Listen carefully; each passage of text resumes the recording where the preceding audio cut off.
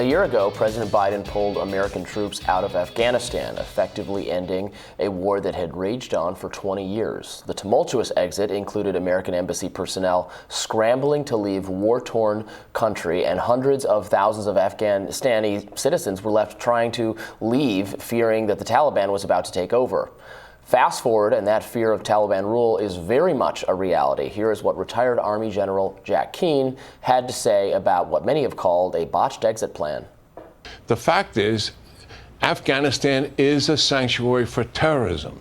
The very reason we went there, the very reason we stayed there for 20 years, to ensure that terrorists did not rise again to attack the American people, and we're right back where we started. House Republicans are due to release their report on the chaotic departure, exposing the Biden administration's potential failure to prepare for leaving Afghanistan. Here to discuss further is co-founder of the Quincy Institute for Responsible Statecraft, Dr. Trita Parsi, and former Army Lieutenant Colonel Daniel Davis. Welcome to you both. Thanks for having me. Let's start with you, Lieutenant Colonel. What went wrong here? Well, look, what went wrong was that our 20-year military mission there was a complete and utter disaster almost from the outset. So what we saw transpire when Biden decided to get us out of there was the rot that had built up over all of those years coming to full fruition, with the Afghan government being fatally corrupt, with the Afghan military never being trained up to a level where they could actually provide their own security. Amidst all the lies from our senior government officials, senior military officials, to the contrary, telling us all along that this was working, that the government was getting better, that the military was taking charge. All of those things were always fiction, which I saw on the ground during my 2 combat deployments there.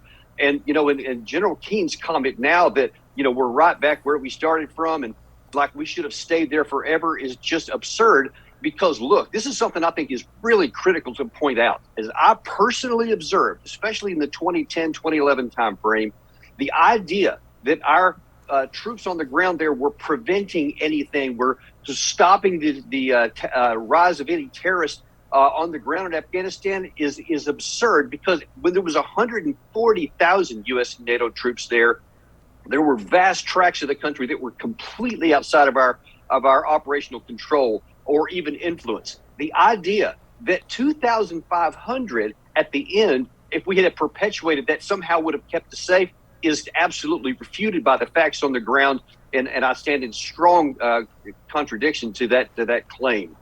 And it's not as if all along the generals, the military advisors, the administration was saying, look, we just have to keep troops there forever because it's that important to prevent terrorism. Like, no one said that. They said, no, we're building a stable country. We are training a government to take over for us eventually. So it sounds like now they're almost acknowledging that was just a lie. No. The plan was we were going to have to stay there forever, which is not what we were sold on whatsoever, is it, Dr. Parsi? You're quite right. They were lying, and they're lying now. And we know that from the papers that the Washington Post released, that for many, many years, they knew themselves. We were not turning a corner. We were not making progress. This was not leading us anywhere. But we were staying in order to keep up the illusion that things were under control.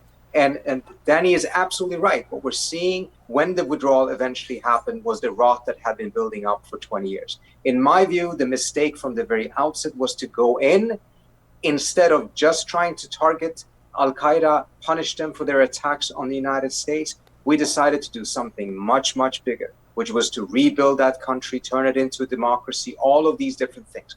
Once the mission changed that, we set ourselves up for failure. Not because the intentions necessarily were bad, but because we're not equipped to do something like this. And we should have learned that by now. And it seems like we still haven't. So I have a question for both of you then. I think we're all in agreement about the rot that was there and the failed mission and the mistaken mission of nation building and how that was always, being sold to us as a lie. But so my question would be, well, then how should we have ended it? How could we have withdrawn in a better way, ended this facade in a way that would have had fewer casualties, that would have resulted, or would that have been impossible? Dr. Parsi, let's start with you. I think it's first important to recognize that We cannot have a 20-year failed occupation and then expect that we're going to have an amazingly successful, friction-free, no problems, no crisis type of withdrawal. That's just unrealistic. So either way we would have done it, there would have been challenges and problems. I'm sure there could have been less. Had, for instance, there been more time, the administration perhaps could have prepared for it better. But I think it's also clear that there were deep divisions within the administration. They were given a deadline coming in, and they shifted it back 6 months, but they knew they couldn't shift it further than that, because if they did, the Taliban would see that as a violation of the Doha Agreement, that it was an attempt to just essentially run out the clock and permanently stay, and we would have had an escalation of the military confrontation between the Taliban and the United States. So the time frame was such that there was a lot of pressure on the administration. I'm sure there are things that could have been done better, but I'm a little bit astonished that there is more focused on how the withdrawal didn't go as well, rather than the focus on what on earth went right in the 20 years of occupation. That failure of that occupation for 20 years deserves far more attention. What's your view, Lieutenant Colonel? Yeah, look, there's two things. Number one is, I guess, to answer the first part of your question there, as I've argued many times, I think Trita has as well. Look, we should have gotten out maybe by the summer of 2002, because that time there was no Taliban. They were completely eradicated, and we could have easily left at that time because there was no enemy force to leave behind or to worry about. And the Afghan people could have come up with whatever government they wanted to on their own time frame. Everything could have been perfectly fine with that, and they would have done it whatever they did, because that was up to them. They have to live with the results. But we didn't. And so now everything happened after that. Now, the one thing that could have made this somewhat less chaotic is if President Biden had stayed with the original timeline that the Doha Agreement provided. If we had gotten out by the 31st of May, which was the original timeline, the Taliban hadn't come to the point where they did yet, where they were ready to overcome everything.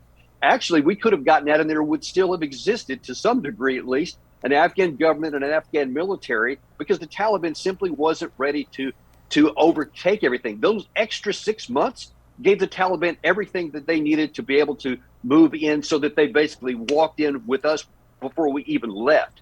But I just cannot more strongly reiterate what Trita just said, is that the rot of 20 years is what deserves all of the focus here, not how the very last minute of how it ended, because that is the real point that we need to make sure we get, so we don't repeat this avoidable mistake in the future. Well, and that's a good point, Lieutenant Colonel. Go ahead, Dr. Parsi. Small thing here.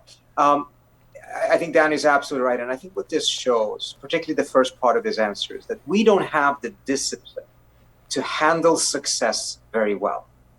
The Taliban were quickly defeated in the beginning stages of that war. Instead of declaring victory and moving on, we aggrandized our objectives. We were essentially struck by hubris about how fast it had gone. And we now decided that we're so good and we're so strong, so we're just going to remake that entire country and make it look like a Middle Eastern version of Switzerland.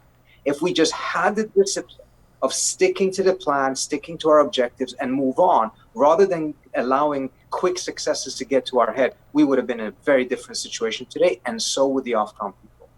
Lieutenant Colonel, where do we go from here, given that we do have a Taliban-controlled Afghanistan? You know, what should we expect from them, and how should the U.S. handle this relationship moving forward? Look, it's a mess. But look, we deal with all kinds of governments all over the world we don't like. But we can't just, quote, punish the Taliban because they beat us in this war at the expense of 23 million Afghan people. I mean, we spent 20 years allegedly saying that we care about the people and we want to help them and we want to give them freedom and security and all this. Well, now that there's one government in Afghanistan and we're doing everything we can to prevent them from succeeding, somehow thinking that's going to help our geopolitical situation in the world or our security or something, all it's doing is harming these Afghan people who depend on that money and this government so that they can continue to live. They can have an economy. They can have a job. We need to separate anything about security with just standard, we have to deal with people as they are. Whether we like the government or not, it's not going anywhere. So let's just say we're going to deal with just like we do with other totalitarian governments around the world. We don't like them. We keep our security safe from them, and that's the same with Taliban.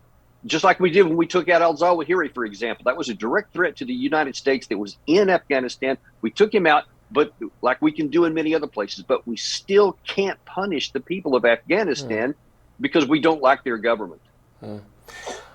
Lieutenant Colonel Daniel Davis and Dr. Trita Parsi, thank you so much for joining us. Thank you. My pleasure. Thanks for having me.